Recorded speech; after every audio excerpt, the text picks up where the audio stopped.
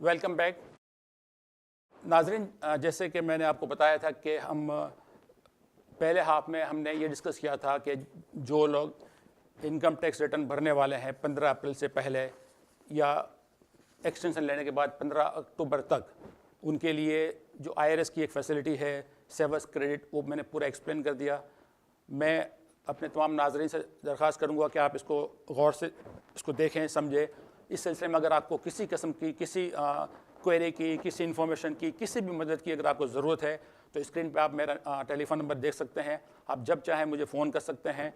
और ये 15 अप्रैल से पहले तक भी आप ये जो 2000 या 4000 डॉलर की जो इन्वेस्टमेंट है IRA में, आप वो कर सकते हैं। उससे आपको टैक्स का फ़ायदा होगा।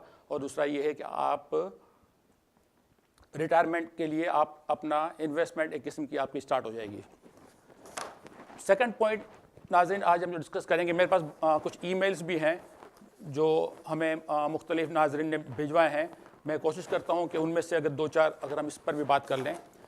लेकिन इस वक्त हम सेकंड जो हमारा आज का जो मौजू है वो है मेडिकेयर। मेडिकेयर बेसिकली ये हेल्थ इंश्योरेंस प्रोग्राम है और ये उन तमाम लोगों को कि जिन्होंने यहाँ पर 10 साल तक, इसको कहते हैं 40 क्रेडिट क्वार्टर्स, उन्होंने जिन्होंने अर्न किया है, यानी जो लोग सोशल सिक्योरिटी के जो एंटाइटल होते हैं वो ऑटोमेटिक मेडिकेयर के एंटाइटल हो जाते हैं।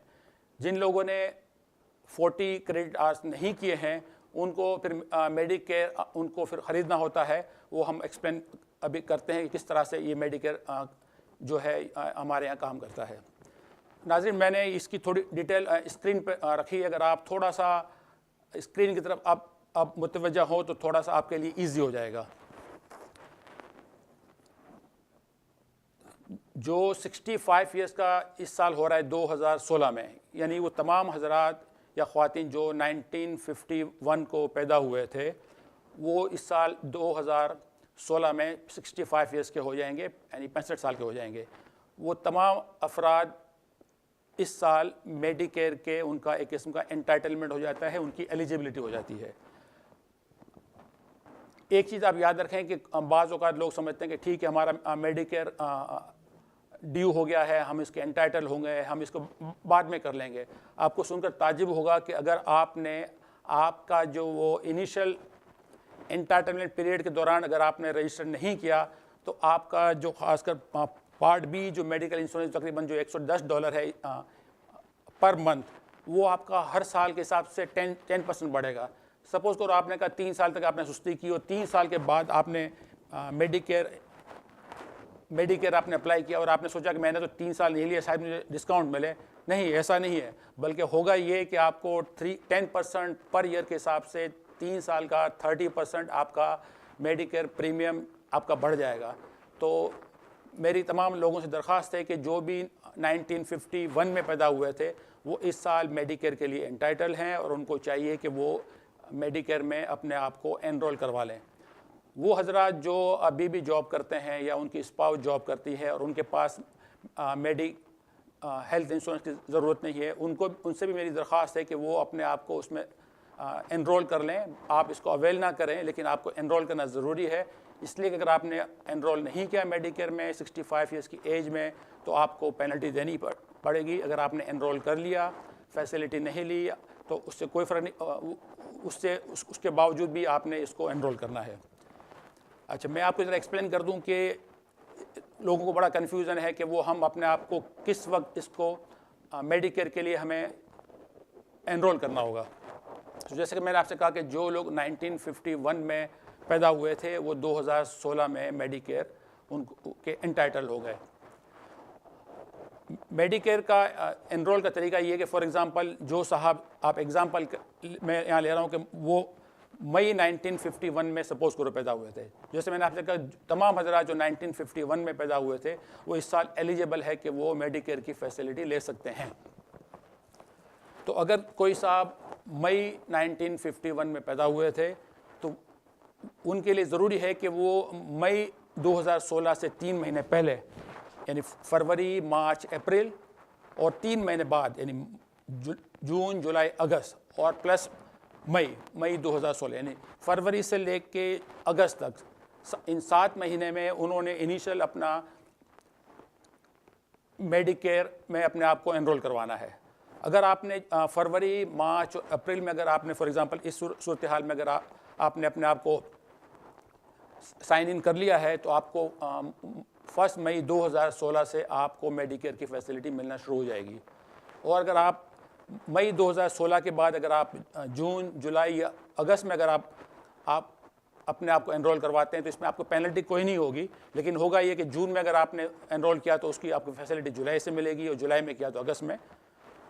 मेडिकेयर के बारे में एक चीज़ मैं बता दूं कि ये 100% फ्री नहीं है। तकरीबन 80% गवर्नमेंट इसके अंदर फाइनेंस करती है। इसमें तकरीबन 4 पार्ट्स हैं। पार्ट ए कहलाता है हॉस्पिटल इंश्योरेंस।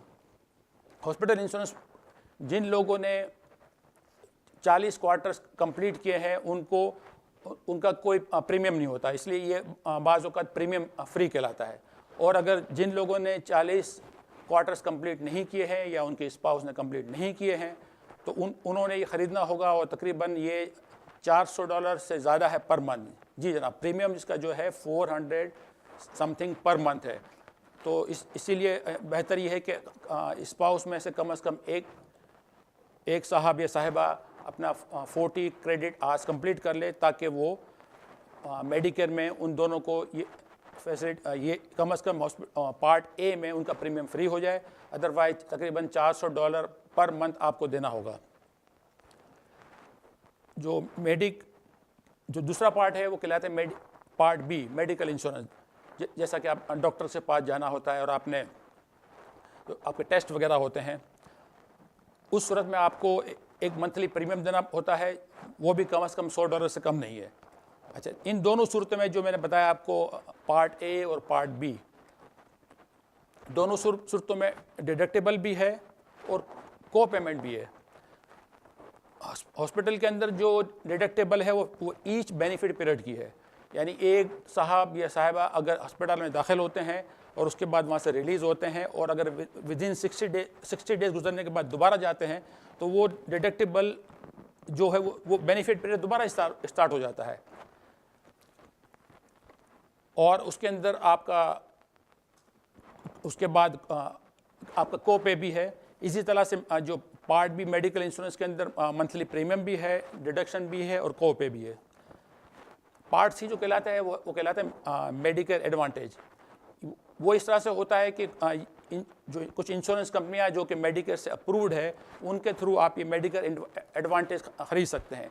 उसमें ये होता है कि पार्ट ए का जो डिफरेंस है और ये जो आप को पे और जो मैंने आपको बताया डिडक्टेबल, और पार्ट बी जो को पे और जो डिडक्टेबल है वो आपका मेडिकेयर एडवांटेज के थ्रू आप उसको कवर कर सकते हैं। सेकंड ये होता है कि अगर आप मेडिकल एडवांटेज के बजाय मेडिगैप, यानी वो जो आपका हॉस्पिटल इंश्योरेंस और मेडिकल इंश्योरेंस में जो को पे वगैरह को आप इंश्योर्ड करवाना चाहे तो आप मेडिगैप इंश्योरेंस आप ख़रीद लें, तो आपको पता है कि मैंने इतने ही पैसे यहाँ पे मेडिगैप को देना है। आपको फिर कम से कम ये परेशानी नहीं रहेगी कि मेरा को पे क्या होगा और मेरा इंश्योरेंस क्या होगा। जो फोर्थ जो है इनका ये पार्ट डी है, जो प्रिस्क्रिप्शन ड्रग कवरेज के नाम पर है। इस प्रिस्क्रिप्शन ड्रग कवरेज में भी छोटा सा प्रीमियम है, इसमें भी डिडक्टेबल है और इसमें भी को पेमेंट्स है। जो हजरात जिस वक्त मेडिकेयर एडवांटेज के सिलसिले में जब वो जाते हैं तो उनसे दरख्वास्त है कि वो उस वक्त कोशिश करें कि वो साथ साथ ये प्रिस्क्रिप्शन ड्रग कवरेज जो है उसको भी कवर करवा लें, ताकि उनका उसी जिस प्राइवेट इंश्योरेंस कंपनी से लेंगे तो ये पार्ट ए, पार्ट बी और पार्ट डी का जो मेडिकल कवरेज है उसको भी वो क्लियर करवा लें। एक बात मैं आपको बता दूं कि मेडिकेयर में लॉन्ग टर्म केयर कवर नहीं होता, तो जो हजरात ये समझते हैं कि वो इस मुल्क के हिसाब से जितने लोगों को मेडिकेयर लॉन्ग टर्म केयर की कवरेज ज़रूरत पड़ेगी, उनके लिए मेरी दरख्वास्त ये है कि वो इस किस्म का कोई लॉन्ग टर्म केयर इंश्योरेंस ले ले या इस किस्म का कोई परमानेंट लाइफ इंश्योरेंस ले जिसके अंदर लॉन्ग टर्म केयर की राइडर शामिल हो, ताकि वो जैसे मैंने आपको बताया कि लॉन्ग टर्म केयर मेडिकेयर में कवर नहीं होता।